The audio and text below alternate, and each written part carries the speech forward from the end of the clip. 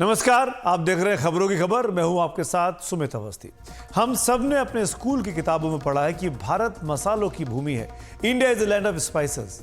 ऐतिहासिक तौर पर दुनिया के दूसरे देशों में भारत की यह सबसे बड़ी पहचान भी रही। इतिहास की किताबों में आपने पढ़ा ही होगा कि दुनिया के दूसरे देशों के साथ भारत के ऐतिहासिक संबंधों की अगर कोई एक सबसे बड़ी वजह रही तो वो था मसालों का व्यापार। 7 समंदर पार से व्यापारी इन्हीं मसालों की महक से भारत की तरफ खींचे चले आते थे। तरह तरह के मसाले खरीद कर अपने देश ले जाते थे। दरअसल भारत की ज़मीन इतनी विविध, इतनी विशाल रही, इतनी तरह की मिट्टी, इतने तरह का मौसम यहाँ रहा है कि यहाँ की ज़मीन और जलवायु मसालों की खेती के लिए बड़ी मुफीद है। कश्मीर से लेकर केरल तक भारत में सैकड़ों किस्म के मसाले उगते रहे जो खाने पीने की चीज़ों का जायका कई गुना बढ़ा देते हैं। जायका ही नहीं, सेहत के लिए भी ये मसाला बड़ा खजाना होता है। रसोई में मसाले का डिब्बा हमारी पहला फर्स्ट एड बॉक्स भी होता है। दुनिया में मसाला उत्पादन का 75% हिस्सा भारत में होता है। भारत मसालों का सबसे बड़ा ग्राहक भी है, उत्पादक भी है और निर्यातक भी है। ऐसे में अगर भारत की इस गाढ़ी पहचान पर सवाल खड़े हो जाएं तो चिंता की बात है। ये सवाल खड़े हुए हैं हांगकांग और सिंगापुर के फूड रेगुलेटर्स के आदेश से, जिन्होंने मसालों के 2 भारतीय ब्रांड्स MDH और एवरेस्ट के 4 उत्पादों पर अपने देशों में पाबंदी लगा दी है। हांगकांग सरकार के सेंटर फॉर फूड सेफ्टी ने आदेश में कहा कि MDH ग्रुप के Madras curry powder, sambar masala powder और करी पाउडर में इथाइलिन ऑक्साइड नाम का एक रसायन तय मानकों से ज्यादा मात्रा में पाया गया है। सेंटर फॉर फूड सेफ्टी ने सभी दुकानदारों को इनकी बिक्री रोकने और उन्हें तुरंत दुकानों से हटाने का निर्देश दिया है।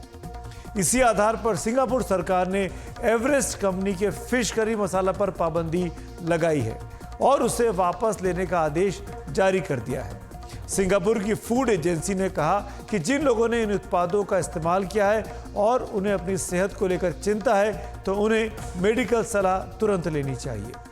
इन आदेशों के पीछे वजह एक रसायन है जिसका नाम है इथाइलिन ऑक्साइड। इथाइलिन ऑक्साइड का इस्तेमाल कीटनाशकों में किया जाता है। ये कई चीज़ों में स्टेरलाइजिंग एजेंट के तौर पर भी काम करता है। इसके साथ साथ जो कई तरह के वायरस और बैक्टीरिया जैसे माइक्रो ऑर्गेनिज्म यानी सूक्ष्म जीवों को पूरी तरीके से खत्म करने की ताकत ये एक रसायन रखता है। कैंसर के क्षेत्र में काम करने वाली अंतर्राष्ट्रीय संस्थान international agency for research on cancer ने इथाइलिन ऑक्साइड को ग्रुप 1 कार्सिनोजन बताया है। कार्सिनोजेन वो पदार्थ होते हैं जिनमें कैंसर हो सकता है। भारत में खाद्य पदार्थों में इथाइलिन ऑक्साइड के इस्तेमाल पर पहले से पाबंदी है। सरकारी सूत्रों का कहना है कि अगर भारतीय मसालों में खतरनाक तत्व पाए गए हैं तो सख्त कार्रवाई की जाएगी।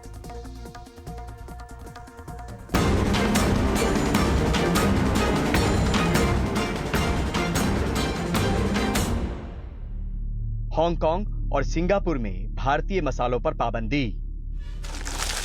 भारत के मसाला उद्योग के लिए यह एक बड़ी चिंता की बात है। पाबंदी एक रसायन इथिलीन ऑक्साइड की वजह से, जिसकी मात्रा मसालों में तय मानकों से ज्यादा पाई गई। इस रसायन से कैंसर का खतरा रहता है। ऐसे में अब देश में खाद्य पदार्थों की गुणवत्ता पर निगाह रखने वाली संस्था food safety and standards authority of India भारतीय बाजार में मौजूद मसालों को लेकर सतर्क हो गई है। एथिलीन ऑक्साइड एक रंगहीन गैस है और इसका उपयोग एंटी फ्रीज और दूसरे रसायन बनाने में उपयोग किया जाता है। साथ में कीटनाशक के तौर पर और स्टेरलाइजिंग एजेंट के तौर पर भी इसका उपयोग किया जाता है और ये साबित हो चुका है कि इसकी वजह से कैंसर हो सकता है और भारत में खाद्य पदार्थों में एथिलीन ऑक्साइड पर पाबंदी है। उधर आधिकारिक सूत्रों के मुताबिक सिंगापुर और हांगकांग से आई रिपोर्ट को भारत सरकार बहुत गंभीरता से ले रही है।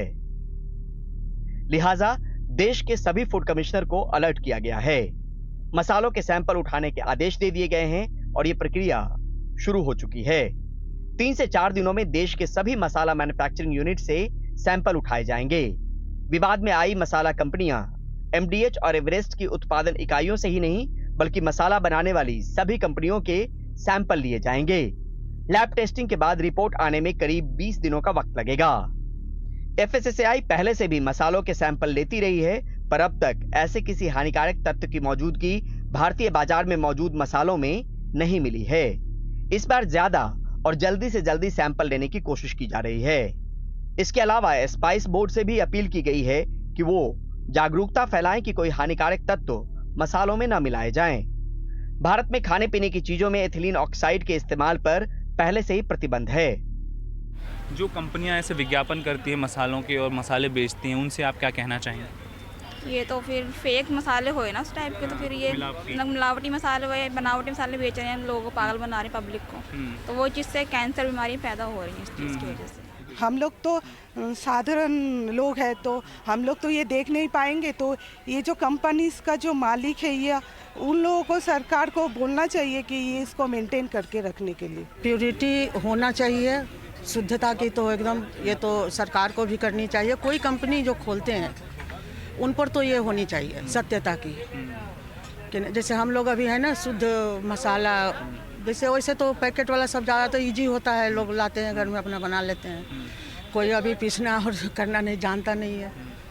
प्योरिटी तो होना चाहिए, इस पर गवर्नमेंट को भी होना चाहिए, शुद्धता की गारंटी दो, कंपनी चलाओ। भारत में मसालों का कारोबार करीब 80,000 करोड़ रुपए का है। इसमें 30,000 करोड़ का बाजार ब्रांडेड मसालों का है, जो इस बाजार का 40% है। लिहाजा घर घर से जुड़े जायके बढ़ाने वाले इन मसालों को लेकर लोग चिंता में हैं।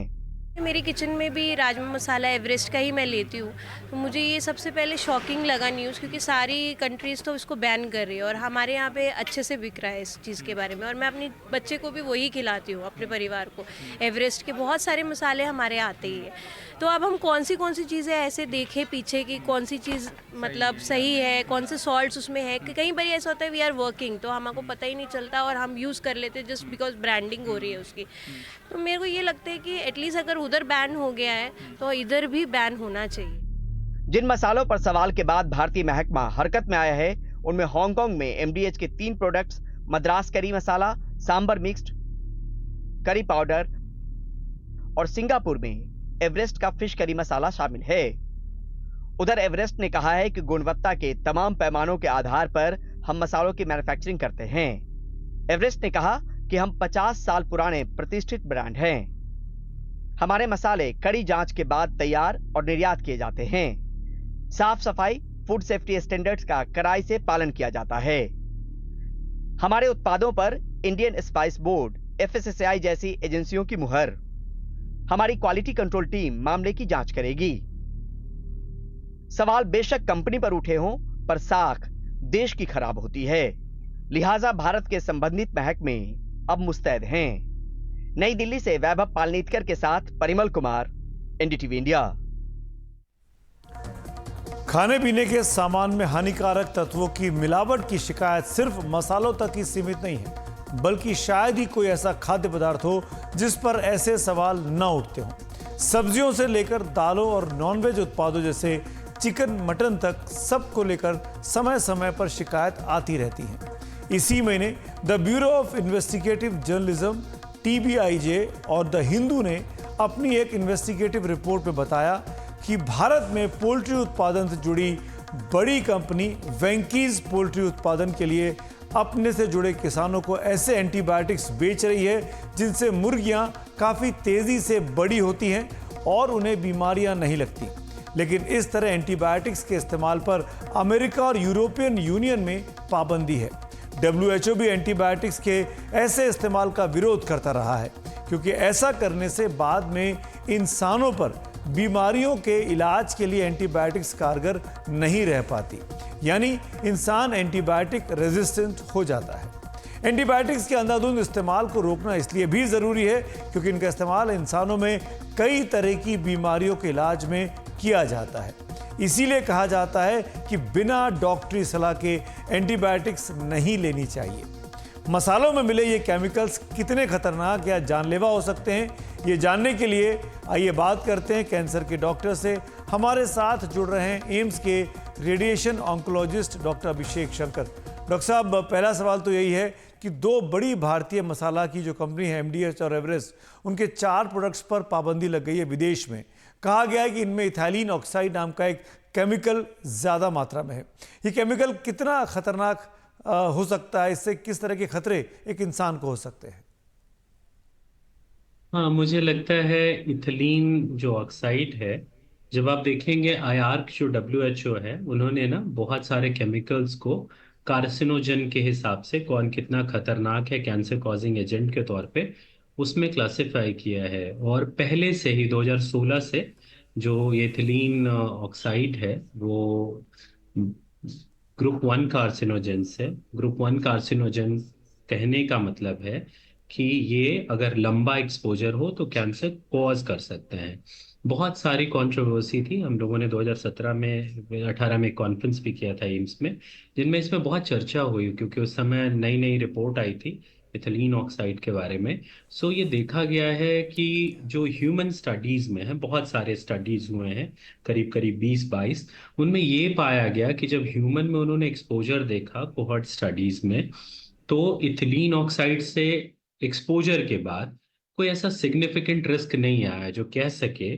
बट जो एनिमल स्टडीज में है ये देखा गया कि अगर इथिलीन ऑक्साइड का एक्सपोजर इनहेल के तौर पे, ये गैस के तौर पे अगर होता है तो ब्रेस्ट कैंसर, लिम्फो प्रोलिफरेटिव जो ल्यूकीमिया लिम्फोमा होता है, उनका रिस्क एनिमल में ज्यादा पाया गया। और उन्होंने देखा जो प्रोसेस है कि ये जिस तरह से म्यूटेशन करता है, जिस तरह से DNA को ब्रेक करता है, रिपेयर को करता है, उसके हिसाब से ये पाया गया कि ये कैंसर कॉज कर सकता है। सो फाइनल जो रिपोर्ट आई, जो national United states environmental protection agency है और IARC दोनों ने मिलके इसको ग्रुप 1 कार्सिनोजन कहा और कहा कि ये कैंसर कॉज कर सकता है। बट दूसरी बात है कि बहुत सारे ऐसे स्टडीज नहीं है ह्यूमन में जिसके आधार पर डेफिनेट, और बहुत सारे फैक्टर्स पर डिपेंड करता है कितना एक्सपोजर है। और अगर मैं देखूंगा, हम लोग पार्ट पर बिलियन के हिसाब से एक्सपोजर डिफाइन करते हैं। अगर मैं कहूंगा कि 2 × 10⁻⁻⁴ BBP हो, सो मुझे लगता है देन 1 in 10 लाख रिस्क होता है।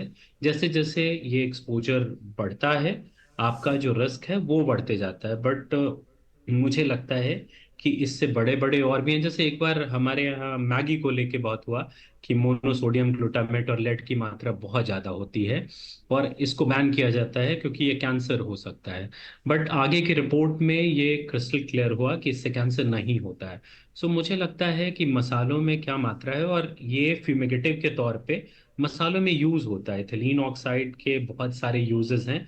एक तो मोस्ट कॉमनली ये स्टेरिलाइजेशन के लिए यूज होता है, मेडिकल डिवाइसेस के और इक्विपमेंट्स के। सो जो जो इस एरिया में काम करते हैं, मेरे हिसाब से अभी जो रिस्क है, ऑल्दो ये ग्रुप 1 कार्सिनोजेंस है, बट ह्यूमन स्टडीज इतनी सफिशिएंट नहीं है कि हम डेफिनेटली कह सकें कि जो लोग एक्सपोजर हैं और लाइफ टाइम एक्सपोजर हैं उनका इथिलीन जो काम, ये एक इन्वायरमेंटल और ऑक्यूपेशनल आई थिंक फैक्टर है जहाँ एक्सपोजर होता है कैंसर के चांसेस हैं। तो जरूरत है कि हमें इस टाइम पे बहुत सारे कॉजल रिलेशनशिप को स्टडी करने की जरूरत है। और जहाँ जहाँ पे हमें लगता है कि जो लोग एक्सपोजर जिनका ज़्यादा है इथिलीन ऑक्साइड के लिए, उनमें देखा गया अगर उसको हार्ट में कैंसर के रिस्क ज़्यादा है बनिस्पत की जो रिस्क में नहीं है, तभी मैं कह सकूंगा। क्योंकि ठीक है, एक रिपोर्ट के आधार पे ठीक है रिस्क है तो बैन किया है, बट इसके कॉजल एसोसिएशन को प्रूव करने के लिए मुझे लगता है ये बहुत जल्दबाजी होगी। बट यस, इथिलीन ऑक्साइड जो है वो ग्रुप 1 कार्सिनोजन से, इसमें कोई डाउट नहीं है। बट जो लोग एक्सपोज है उसमें कैंसर होता है ये मैं नहीं कह सकता दावे के साथ, जो अभी तक के एविडेंस है। डॉक्टर साहब, मैं आपसे ये भी पूछना चाहूँगा, हाल ही में the bureau of investigative journalism TBIJ और हिंदू की एक इन्वेस्टिगेटिव रिपोर्ट में एक खबर ये आई है कि भारत में पोल्ट्री उत्पादन से जुड़ी बड़ी कंपनी है वेंकीज, उसके वो किसानों को एंटीबायोटिक्स बेचती है ताकि मुर्गियाँ तेज़ी से उनका साइज़ बढ़ सके और उन मुर्गियों को बीमारी भी ना लगे। इस तरीके से एंटीबायोटिक्स के इस्तेमाल को आप कैसे देखते हैं और ये कितना खतरनाक हो सकता है, क्योंकि दिन पर दिन नॉनवेज खाने वालों की तादाद भी अपने देश में बढ़ रही है? आई थिंक ये बहुत सालों से चलता आ रहा है। जो ग्रोथ प्रमोटर ना, ये 50 साल मुझे लगता है उससे ज़्यादा से भी थेरेपेटिक या प्रोफाइलेक्टिक आप देते हो एंटीबायोटिक। बट आई थिंक आज के टाइम पे जो एंटी माइक्रोबियल रेजिस्टेंस का मामला है, और प्रोबेबली जो एंटीबायोटिक हम इनको देते हैं पोल्ट्री फार्म में, वही बहुत सारे एंटीबायोटिक का यूज़ ह्यूमन यूज़ के लिए होता है। तो मेरे हिसाब से एंटी माइक्रोबियल रेजिस्टेंस एक बहुत बड़ा रिस्क हो सकता है। और अगर आपको पता है कि अगर एंटी माइक्रोबियल या एंटीबायोटिक का रेजिस्टेंस आता है, तो एक तो आप सीरियस बैक्टीरियल इन्फेक्शन हो सकता है क्योंकि एंटीबायोटिक काम नहीं कर रही है, डिजीज बढ़ सकती है। और आपको पता है डिजीज की अगर सीवियरिटी बढ़ती है तो वो हॉस्पिटल का स्टे आपका लंबा करेगा, और हॉस्पिटल का स्टे अगर लंबा होगा तो वो दो चीज़ों से परिलक्षित होता है, एक तो कॉस्ट बढ़ जाएगी और दूसरा मोर्टेलिटी बढ़ सकती है। सो मुझे मेरे हिसाब से कि एंटी माइक्रोबियल रेजिस्टेंस का खतरा ज़्यादा है अगर इस तरह के हम इसके यूज़ को कंट्रोल नहीं करें तो। बट ये यूज़ बहुत कॉमन है और ये बहुत सालों से चलता आ रहा है। डॉक्टर शंकर, शुक्रिया हमसे बात करने के लिए। कुल मिलाकर क्या मसालों से कैंसर हो सकता है? हमने सोचा कि इसकी तमाम धारणाएं जिसके बारे में हैं, मिथ, उनको दूर किया जाए। इसीलिए हमने डॉक्टर से बात की ताकि खबर का सही पर्सपेक्टिव आप तक पहुंच सके। प्रधानमंत्री नरेंद्र मोदी के हाल के कुछ बयानों को लेकर विपक्ष नाराज है। इस सिलसिले में कांग्रेस ने चुनाव आयोग से मिलकर आज प्रधानमंत्री नरेंद्र मोदी के खिलाफ एक शिकायत सौंपी है। कांग्रेस के नेता और जाने माने वकील अभिषेक मनु सिंघवी और गुरप्रीत सिंह सप्पल समेत कुछ नेता चुनाव आयोग से मिले और प्रधानमंत्री नरेंद्र मोदी के राजस्थान में रविवार को दिए गए भाषण में किए गए उन दावों पर एतराज जताया जिनमें पीएम मोदी ने कहा कि अगर कांग्रेस सत्ता में आई तो वो देश की संपत्ति मुसलमानों में बांट देगी और कांग्रेस महिलाओं के मंगल सूत्र तक भी बेच देगी। कांग्रेस ने प्रधानमंत्री मोदी के इन बयानों को बांटने वाला बताया है। कांग्रेस ने इसके लिए प्रधानमंत्री मोदी पर कार्रवाई की मांग भी चुनाव आयोग से की है। हम धन्यवाद करते हैं चुनाव आयोग का कि उन्होंने बहुत अल्प समय में हमें जल्दी से जल्दी मीटिंग और कंप्लेंट अपनी दोहराने और बताने के लिए व्यापक रूप से समय दिया। इस देश के प्रधानमंत्री हैं। ये कल परसों कैंपेन के दौरान राजस्थान में कहा गया, इसमें मैं इसको भद्दा मानता हूँ, मैं इसको दोहराऊंगा नहीं, लेकिन इसके 4-5 तत्व आपको याद दिलाऊंगा जिसको हमने पूरी तरह से चुनाव आयोग के सामने रखा। इसमें एक समुदाय एक धर्म का स्पष्ट नाम के साथ विवरण है, स्पष्ट नाम के साथ। तो प्रधानमंत्री के रविवार के बयान ने अब तूल पकड़ लिया है। क्या आयोग करेगा उस पर सबकी निगाहें रहेंगी। फिलहाल इस बुलेटिन में मेरे साथ इतना ही। शुभ रात्रि।